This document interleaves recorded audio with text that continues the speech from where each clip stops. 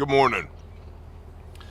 It's the morning of day 15, the day we unasked the AO. We roll out from Idabel, Oklahoma, and didn't really need to make a video about us packing up and loading out. But what I did need to do is give you an update on Jamie and her house, and perhaps a word about timing. We'll start with timing. This whole operation has been a lesson in timing. When we first rolled into Idabel with our convoy of trucks and equipment and people, 17 people and I think 8 or 9 vehicles. When we first rolled into Idabel, we actually ran up on the EOC convoy, the Emergency Operations Center convoy, as they were rolling into Idabel. If we were 5 seconds sooner or 5 seconds later, we would have missed them. We would have had to find the EOC. We wouldn't have been there when they were establishing the EOC. We wouldn't have immediately been building rapport with the agencies and organizations at the EOC. That would have delayed us in getting search and rescue done. That would have delayed us getting a foothold in McCurtain County and being able to do all the things that we did. 5 seconds. If we'd stopped to piss for 5 seconds longer than we did, if we had left 5 seconds sooner from Heavener that first Friday evening, we would have missed it. That's Yah's timing. It's not us. Timing of the people coming and going who were volunteering and what they brought and when they brought it and the skill sets and equipment that they brought. All Yah. The timing of the funding to accomplish certain aspects, certain facets of this operation because of y'all and Yah. It's all Him. And so it's His timing. His will be done.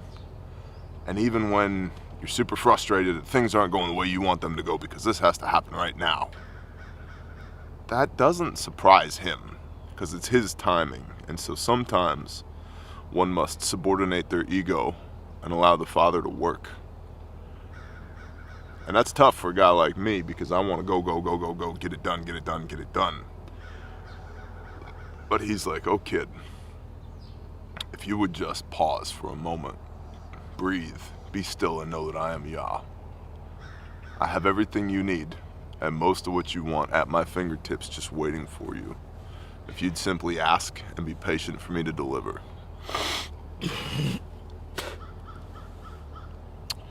So timing. This entire operation has been a lesson in timing.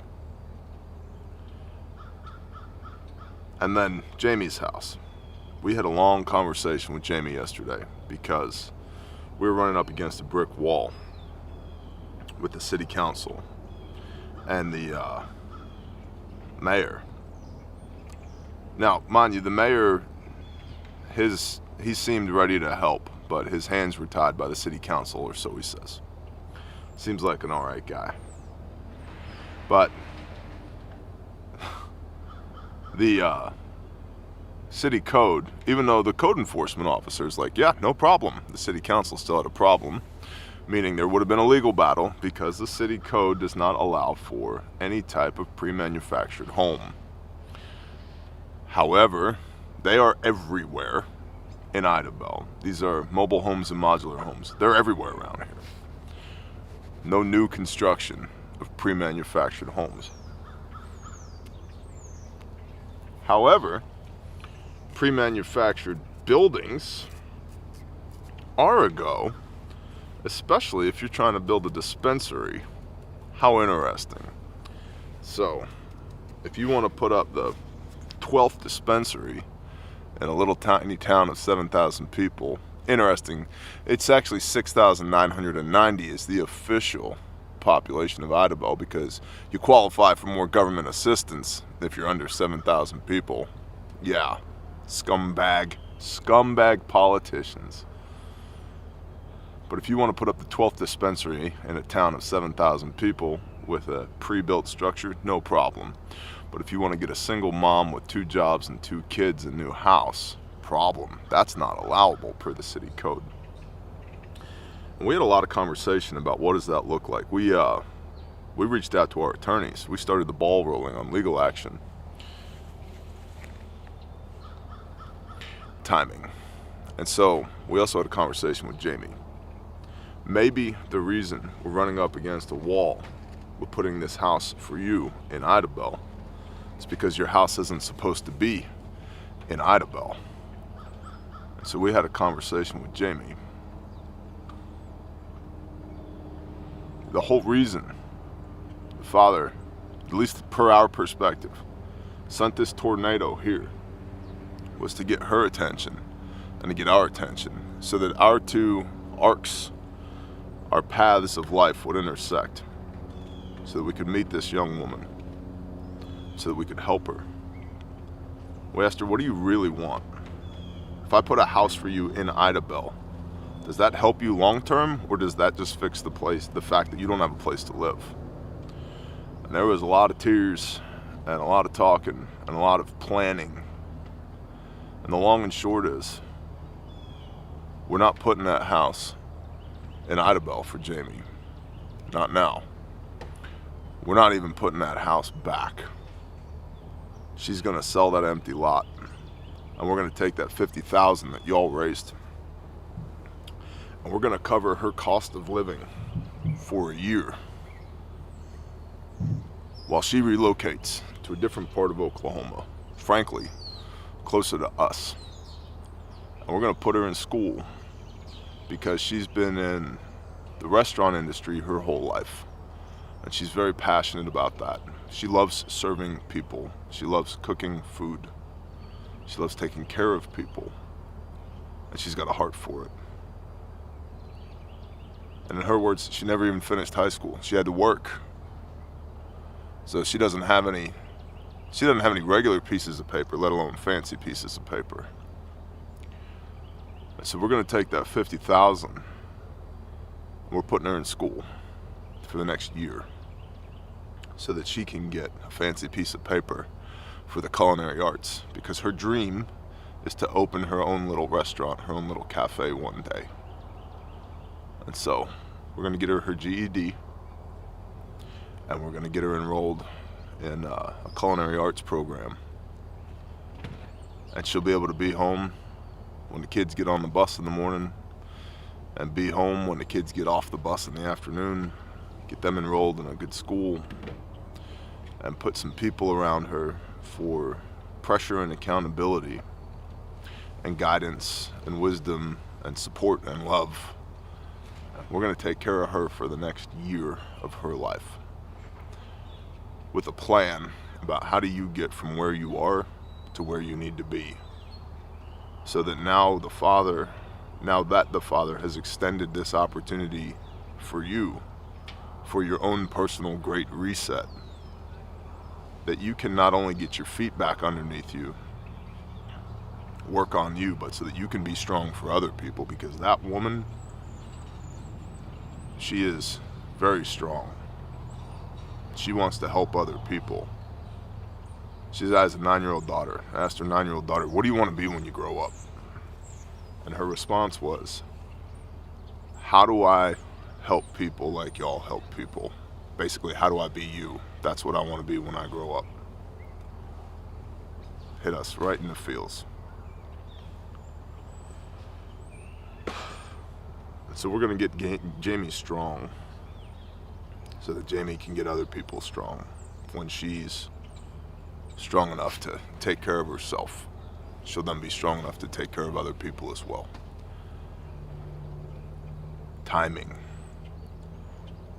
And so it also illustrates that what seemed like the obvious answer, this woman lost her house, let's get her another house. That's not the obvious answer. It's not the appropriate answer. The appropriate answer is she needs a life back. And we're going to help her get it. You are going to help her get it. And I can't thank you enough for that. So we're renting her a place to live for a year. We're putting her in culinary school. We're helping her get her GED. And we're going to cover her living expenses for the next year so that she can focus on her and begin the process of putting her life back together. And we are all in agreement, Jamie included, that that is way more valuable than a house. A house in a town where she has no upward mobility. A house in a town where her parents died and her brother died, and where she's got one friend, and even then, you know, there's a lack of productive relationships here. So I can't thank y'all enough for that. The ranch is cleaned up.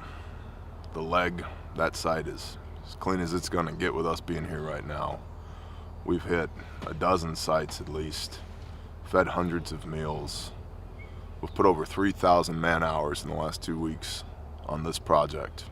3,000 man hours in the last 2 weeks on this project. Burned well over 1,000 gallons of diesel.